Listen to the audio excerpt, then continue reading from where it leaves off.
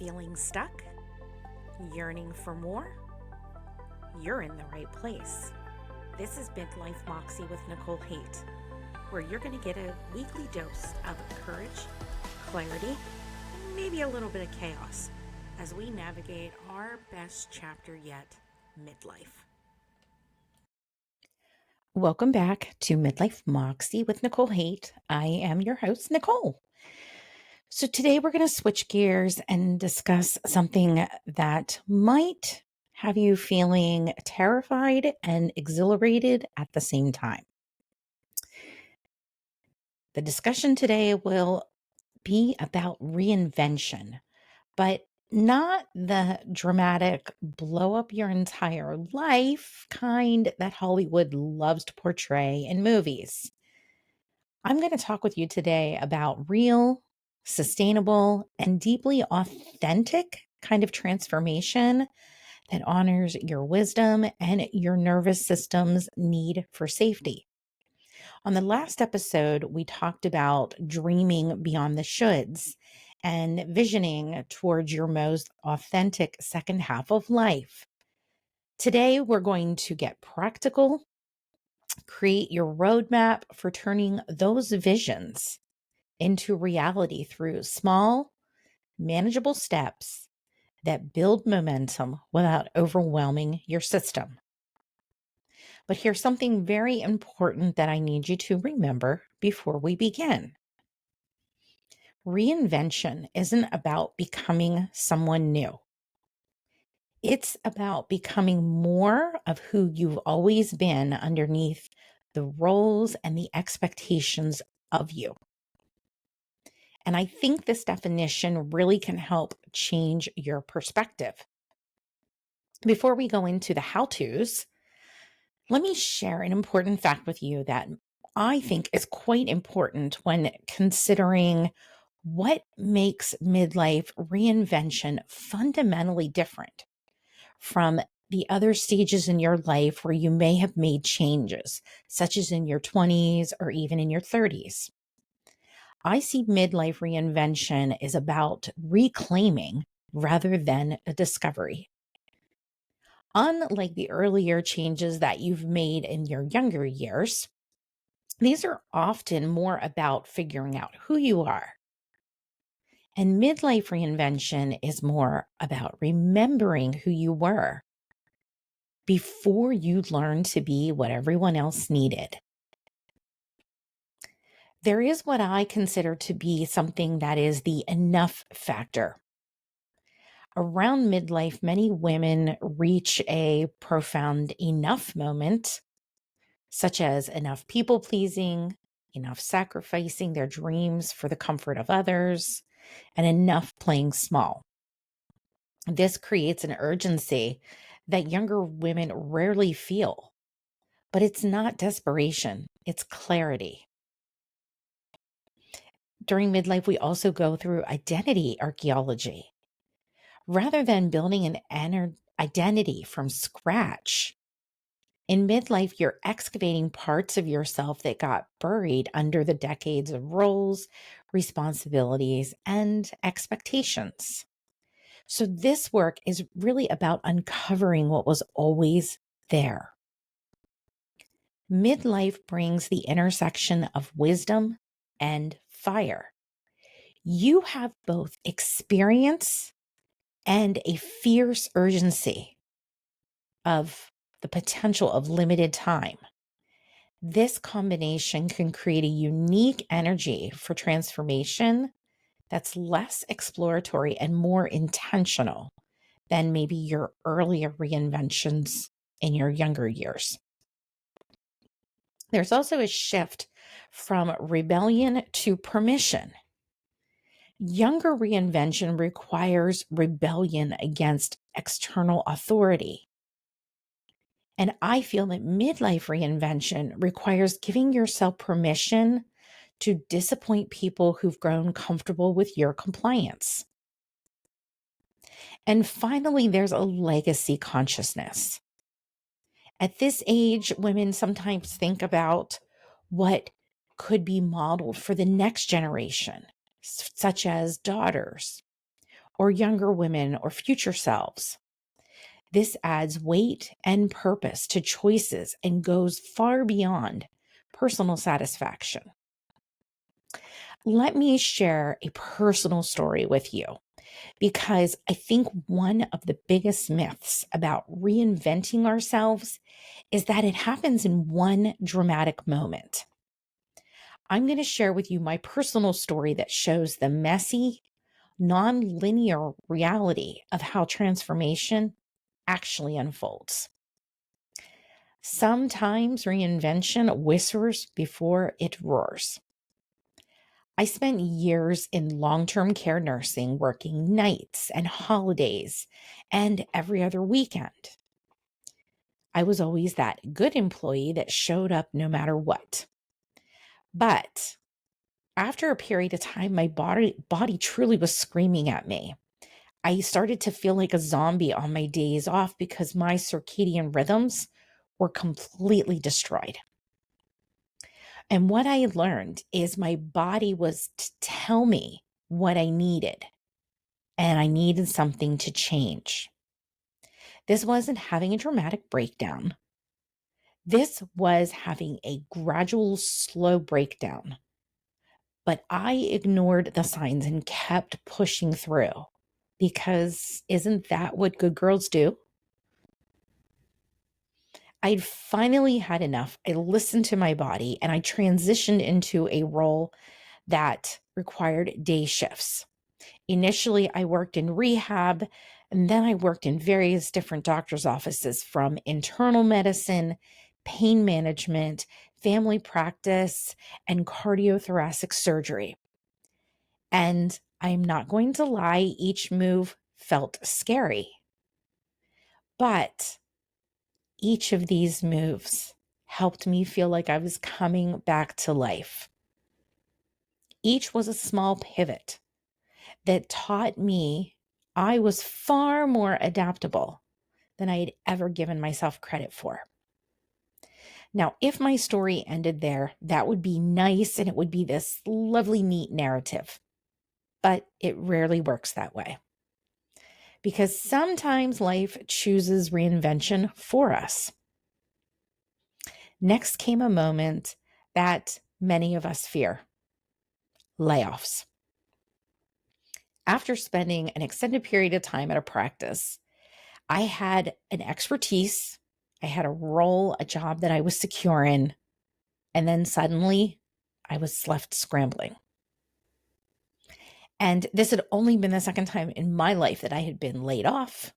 So I still didn't quite know what to do. So I did pretty much what any good girl would do. I took the first job I could find. I worked at a big hospital in a totally different practice in histology. Now, here is a brutal truth that I actually had about this panic decision and probably most panic decisions. They rarely serve us well. Looking back today, I was so afraid of being without a job that I ignored every red flag. I was in survival mode, not choice mode. And this particular job wasn't really a good fit for me because I soon found myself fearing more layoffs and another crossroad. So the lesson that I learned that I want to share with you is fear-based decisions feel safe in the moment, but often keep us stuck in situations that slowly drain our soul. Just when I thought I had it figured out, life threw me another curveball because sometimes the scariest choice can be the right choice. I was in my late 30s, early 40s, and I made a decision that to some totally probably seemed very insane. I decided to leave healthcare entirely. And I took an entry-level position in corporate America in the financial industry. Yes, I was a fish out of water.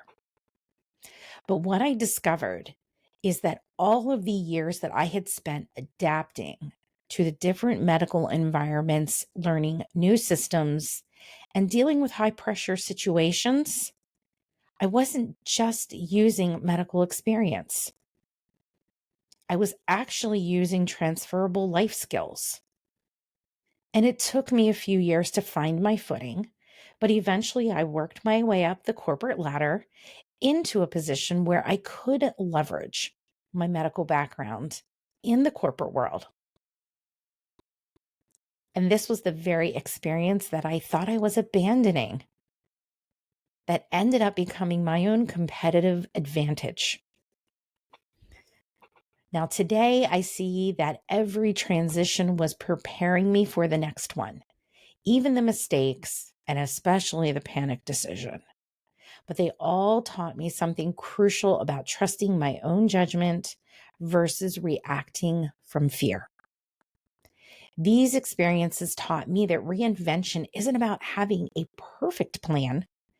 It's about honoring what your body and spirit are telling you and making the best decision you can with the information you have, trusting that every experience is building something in you that you'll need later. Now, before we talk about moving forward, I want to acknowledge what's holding you back, because often the people I work with are in a fight or flight mode where they can't get out of their own way. Fears are not character flaws. They are intelligent responses to real life challenges that women face. Let me give you a few examples and see if some of these ring true for you. Financial fears are usually at the top of the list. What if I can't support myself? This includes the fear of losing financial security, especially if you've been financially dependent. Concerns about starting over professionally in an ageist job market, which I hear a lot of. There is worry about retirement savings and elevated healthcare costs, and what I consider to be the golden handcuffs of jobs that you absolutely hate, you don't want to do anymore, but they provide you security. There's family guilt and obligation. Asking yourself, what about everyone who needs me? This ends up showing as guilt about abandoning family members who depend on you, or a fear of being seen selfish for the first time in decades, or worrying about disappointing your adult children or maybe your aging parents, and the deeply ingrained belief that your needs come last. Age-related anxieties are huge. Am I too old to start over?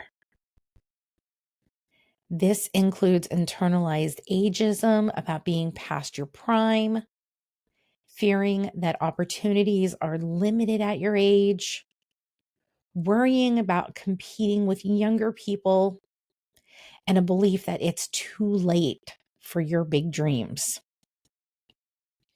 There is an identity crisis that can create paralysis. Who am I without these roles? There's a terror about losing the identity you've built around being needed, a fear of discovering you don't know who you are underneath all of these roles, worrying about becoming irrelevant or invisible, and anxiety about having wasted your best years. Social judgment can feel overwhelming. What will people think? This includes a fear of being judged, as being labeled having a midlife crisis, worrying about losing social connections tied to your current life, or concerns about family or community disapproval, and a real fear of being seen as unstable or irresponsible. Practical overwhelm can stop you before you even start because you may say, I don't even know where to start. And this shows up as feeling overwhelmed by the logistics of major change, a lack of recent experience making decisions for yourself and just for yourself, analysis paralysis from having too many suppressed dreams, and fears of making the wrong choice. The comfort zone trap can be seductive. What if I fail? There's terror of public failure after being successful in traditional terms, a fear that you've lost your ability to take risks, worrying about proving the critics right, and an anxiety about losing what you've worked hard to already build. Health and energy concerns can feel very real. Do I have the stamina for this? This includes a worry about physical limitations that affect your ability to change, concerns about the hormonal changes your body's going through that impacts your own confidence, and a fear that you lack the energy that you had when you were younger. And I feel that the most paralyzing obstacle is often the intersection of all of these fears. A woman of your age might be financially afraid and worried about financial or family judgment and concerned about age discrimination all at once. And these can create the perfect storm of inaction. But there is something very powerful about midlife. Women at this stage often have decades of evidence that they're capable, resilient, and resourceful. I see the challenge is helping you see your own personal history of adaptation and problem solving as proof that you can navigate this transition too. Now let's talk about how to move forward. The secret isn't in grand gestures or dramatic life overhauls. It's in the small steps, tiny, consistent actions that honor your authentic self while respecting your nervous system's need for safety. Let me share some of the most effective strategies that I have discovered for navigating major life transitions without overwhelming yourself. There are the 15-minute truth sessions. Set a timer for 15 minutes and write continuously in your journal or a notepad about one specific question without stopping to edit or censor your thoughts. Sample questions that you could be asking yourself are, what would I do if I knew no one would judge me? What am I pretending to not know about my current situation? What would 80-year-old me want to do right now? This works because it bypasses the analytical mind that creates overwhelm and accesses a deeper wisdom through a stream of consciousness writing. Your inner wisdom knows things that your logical mind just has not figured out yet. The next practice is one small rebellion. I have talked about this before. Do one tiny thing that breaks your usual good girl pattern. This may look like saying no to a request without over-explaining, or going out to dinner and ordering what you want instead of what might be practical. Or maybe taking 30 minutes for yourself without announcing it to anyone. Express a preference instead of saying, I don't care. This builds the choosing yourself muscle gradually without triggering massive resistance from your system or the people around you. Exercise an energy audit. For 1 week, notice what gives you energy versus what drains your energy.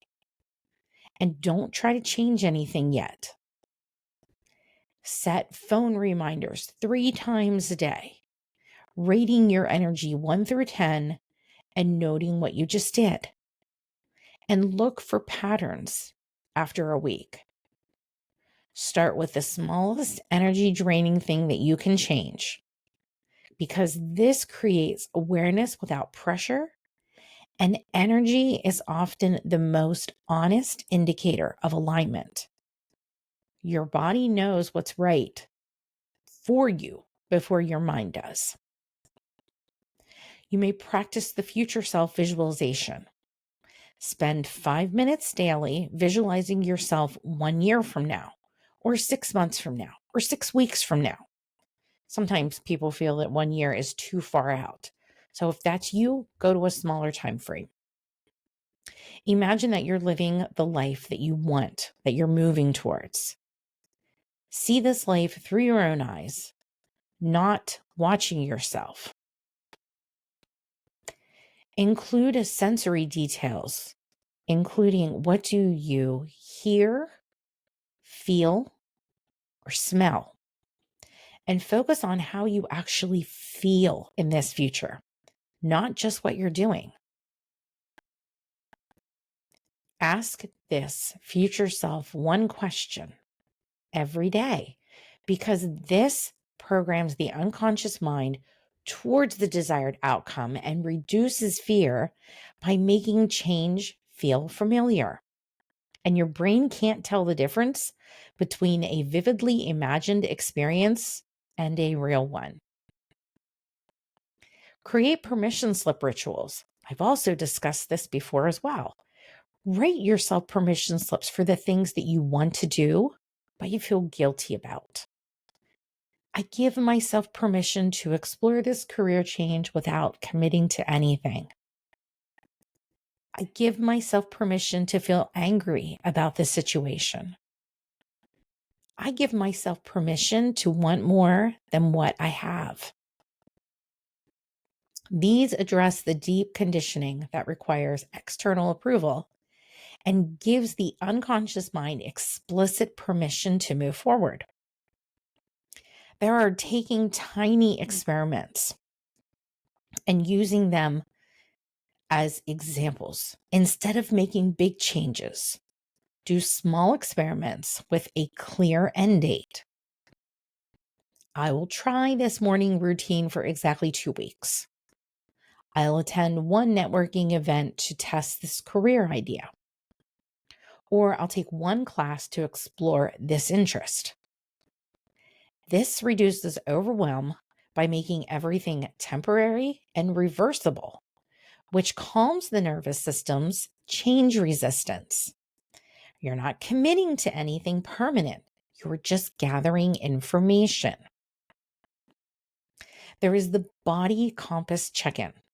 Before making any decisions, take 3 deep breaths and notice how your body responds to each option. State option A out loud and notice tension or relaxation. State option B out loud and notice expansion or contraction. Trust the body's wisdom over the mind's logical arguments. The body often knows the right direction before the mind does, and this bypasses analytical paralysis.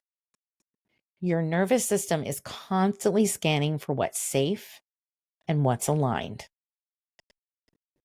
And lastly, there is the identity bridge practice.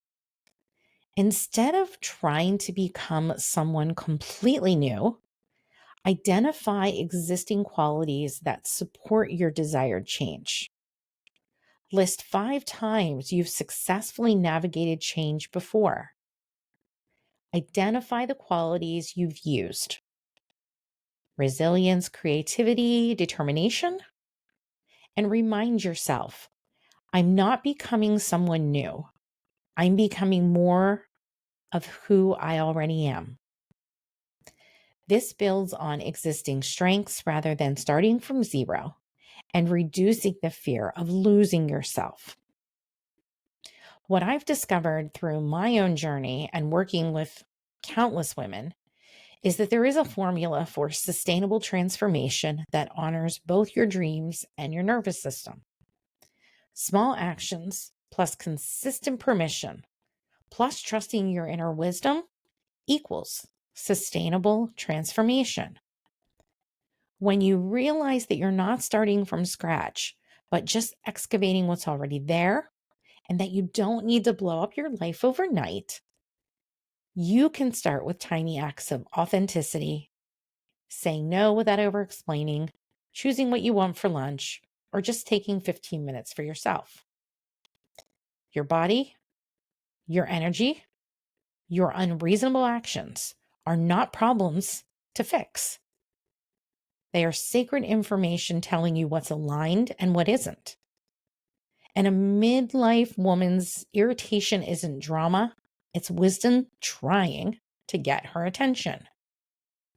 So, ladies, if you're feeling like a zombie, if your energy is completely depleted, if you're getting sick more often, these aren't weaknesses, they're information.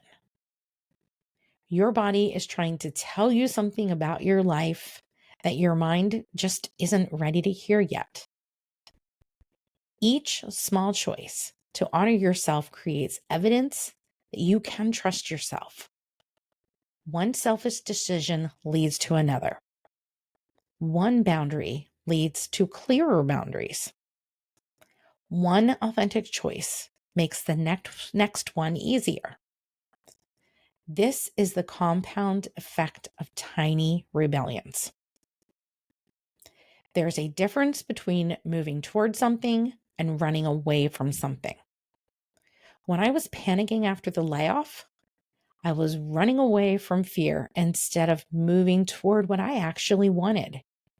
Fear-based decisions feel safe in the moment, but often keep us stuck in situations that slowly drain our soul. Every time you've adapted, survived change, or solved problems, these are all evidence that you too can navigate transitions. You're not starting with empty hands. You're starting with decades of resilience and resourcefulness. I personally thought leaving healthcare meant throwing away over 20 years of experience. But every skill that I developed, adaptability, grace under pressure, problem solving, and working with difficult personalities, all of that translated. Your experiences aren't locked into one industry or one role. It's who you've become through the transformation. Being uncomfortable in your 40s, 50s, and beyond does not mean you're on the wrong path. Sometimes it's evidence that you're growing. So the question isn't, am I comfortable? It's, am I growing toward who I'm meant to become? Discomfort is data and not disaster. So here is a sacred truth that is truly the heart of everything that I've discussed. In a world that benefits from women staying small, choosing yourself, even in tiny ways, is a radical act. Your too much is exactly enough. Your difficult is actually discernment. And your selfish choices are sacred acts of self-preservation. Instead of asking, what should I do with my life? Ask, what am I pretending not to know about what I need right now? Instead of, how do I completely reinvent myself? Ask, what part of me is trying to emerge that I've been pushing down? You don't need permission from anyone else to start honoring who you are. Start today, start small, Start sacred. This approach honors both your wisdom and your nervous system's need for safety. It's sustainable because it builds on what's already there rather than demanding you become someone entirely different. And it's manageable because every small step creates momentum for the next one. The most powerful transformations happen when women stop trying to fix themselves and start trusting themselves. That's the real revolution. Not dramatic life overhauls, but quiet, consistent choices to honor your own truth, one small decision at a time. If you're feeling discomfort, it's not a sign that you're failing. It might be just a sign that you're ready for what's next. So here's my challenge for this week. I want you to approach this with curiosity and self-compassion. Choose one of the small step strategies that I shared with earlier and commit to it just for 7 days. Maybe it's 15-minute truth sessions or one small rebellion practice or the energy audit. Pick the one that feels both doable and slightly scary. Each day, practice the body compass check-in before making at least one decision. Notice what expansion feels like versus contraction. Start training yourself to trust your own body's wisdom. Write yourself one permission slip this week for something you want, but you might feel guilty, and put it somewhere where you'll see it daily. Complete this sentence in your journal each evening. Today, I honored my authentic self by. Remember, you're not trying to transform your entire life this week. You're gathering evidence that you can trust yourself to make the choices that honor who you really are. So as I wrap up with you today, I just want to leave you with words of wisdom and this truth. Your journey of reinvention doesn't have to look like anyone else's. It doesn't have to be perfect or dramatic or even follow someone else's timeline. It just has to be yours. Every small choice you make to honor your authentic self is a victory. It's a win. And every time you choose your truth over others' comfort, you're not just changing your life, but you're giving other women permission to do the same. You're not too late. You're not too old. You're not asking for too much. You're exactly where you need to be to take the next small, sacred step towards who you're becoming. Start small, start sacred, and trust that every authentic choice you make is building the life that you were meant to live.